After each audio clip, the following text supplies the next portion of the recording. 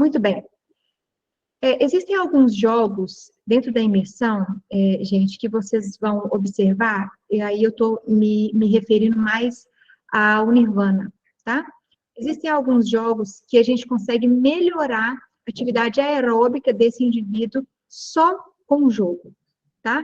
Depende, lógico, da funcionalidade do paciente e do quanto que ele consegue desenvolver padrões de movimento para a gente conseguir aumentar o nível de atividade física dele e ele ter esses efeitos diretos e indiretos sobre a atividade aeróbica, né? Uma delas é aumentar neurotransmissor como dopamina, serotonina e os fatores de crescimento neurotrófico que eu acabei de falar, porque eles potencializam neuroplasticidade, neurogênese e aumenta a saúde cerebral, porque impacta diretamente sobre a cognição, diretamente sobre o humor e diretamente sobre a excitabilidade cortical. Estão me acompanhando? Oi, pessoal. Ótimo, Michele, está indo tudo bem. Só para eu ter um feedback, porque às vezes cai e a gente vai acompanhar. Muito bem. Deixa eu acompanhar aqui. Bom, aqui a gente tem uma dos exemplos do que a gente chama de atividade aeróbica, né? E a gente consegue fazer isso com os jogos imersivos. Aí depende muito da expertise do profissional e do quão bem utilizado ele vai fazer com essas técnicas, tá? Então, quando a gente fala de janela de oportunidade, que é aumentar o potencial neuroprotetor, que a gente acabou de falar, é o potencial de longa duração, que é o aumento dessa persistência sináptica do indivíduo. O hipocampo é uma das áreas que produzem novos neurônios e o exercício aeróbio em atividades de exercício com esses pacientes aumentam o potencial dessas áreas, né? E aí, o que é a minha experiência, né? A experiência que a gente tem aqui com o Nirvana. Antes de fazer uma atividade imersiva, a gente faz o treinamento aeróbico, tá? Por quê? Justamente para a gente aumentar a janela de plasticidade cerebral.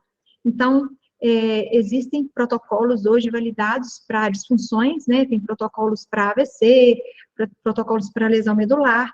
Então, antes da gente ir para uma prática motora específica, por exemplo, de um jogo, que eu vou treinar com o paciente durante várias sessões, aumentando a intensidade daquele jogo, antes a gente faz um treinamento aeróbio justamente para a gente aumentar a frequência sináptica química desses pacientes, que é o aumento desse fator neurotrófico, neuroprotetor, porque melhora a oxigenação cerebral, ativa as áreas de hipocampo, cerebelo, e aumenta, quando a gente fala de medula espinhal, nesse exemplo aí, a gente está falando de melhora da condução do estímulo córtico-espinhal.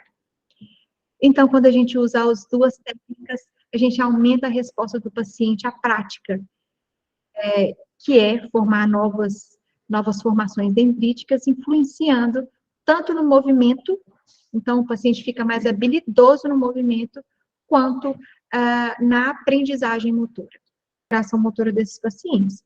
E esse último estudo que eu trouxe para vocês, ele também é um estudo também utilizando a realidade virtual para aprimorar os programas de reabilitação convencional. Então, esse estudo, ele é um estudo importante porque ele foi resultado de estudos randomizado, tem um estudo piloto controlado. A partir desse estudo foram feitos mais 4 estudos que falam sobre o atraso de desenvolvimento de pacientes com lesões cerebrais.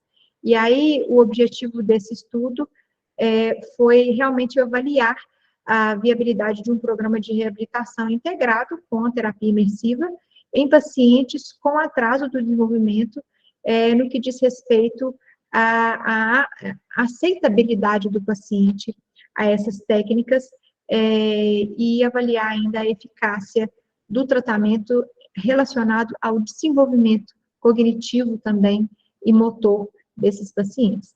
Então, os resultados desse estudo, eles estão relacionados também a tratamentos, né, usualmente, porque eles fizeram comparação entre tratamentos convencionais e o uso da realidade virtual, e, mais uma vez, corroborando aí também com outros estudos, que melhora os aspectos cognitivos, melhora a aprendizagem motora e favorece esse potencial de ser um tratamento individualizado, né, estimulando o paciente de forma global. Ele mostra um gráfico muito interessante